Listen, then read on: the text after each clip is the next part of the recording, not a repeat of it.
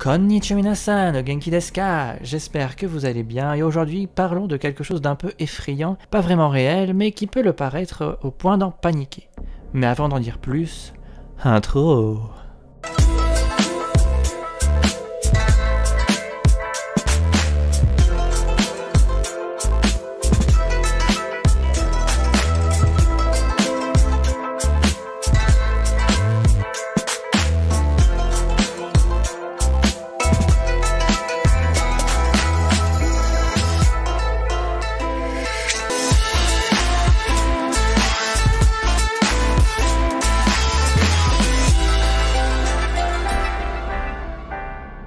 N'avez-vous jamais remarqué une ombre au pied de votre lit qui vous glace le sang et vous paralyse et vous a peur?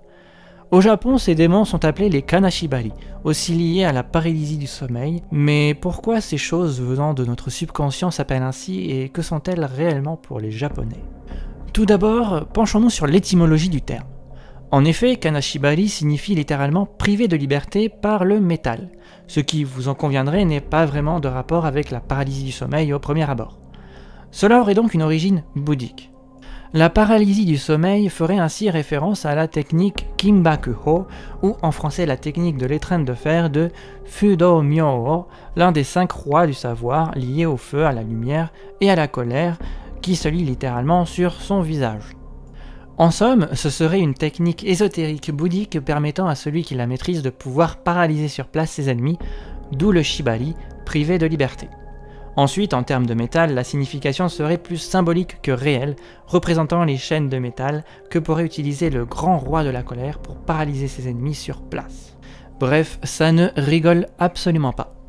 En termes de faits, il semblerait qu'à l'époque, le kanashibari soit pris pour une sorte de yokai, un démon prenant la forme d'animaux divers et possédant la personne durant son sommeil pour la réveiller et ainsi la paralyser.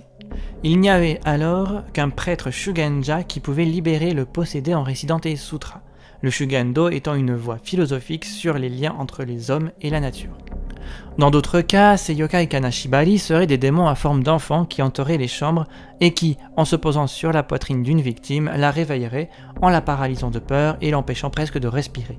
Même si ces yokai veulent à la base, dans leur description, juste s'amuser avec les oreillers et les objets dans la pièce.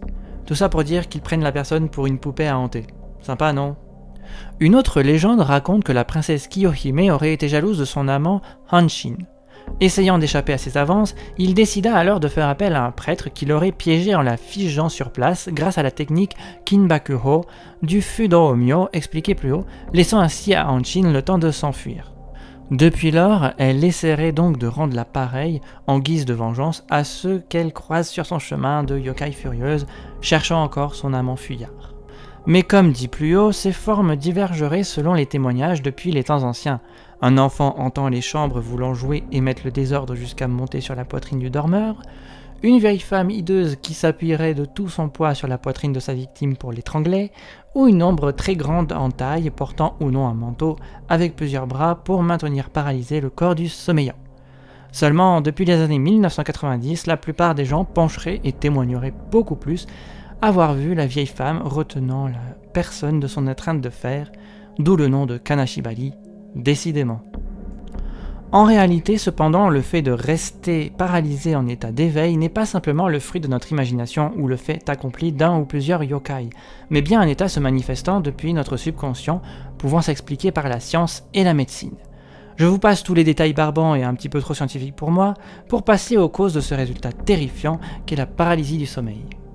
La fatigue ou un mauvais sommeil, un changement de vie trop brusque, l'anxiété et ou le stress, le surmenage, la drogue, les troubles mentaux ou la prise de certains médicaments, après une exposition importante à la lumière bleue d'ordinateur, un sommeillement trop irrégulier ou une position d'endormissement inhabituelle.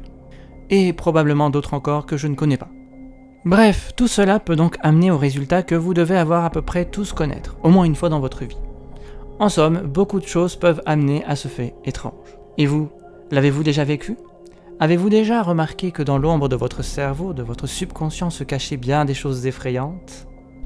Voilà, cet épisode est déjà terminé, j'espère qu'il vous aura plu et vous en aura appris plus.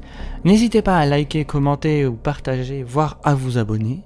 Sur ce, je vous dis à la prochaine et Oyasumi nasai.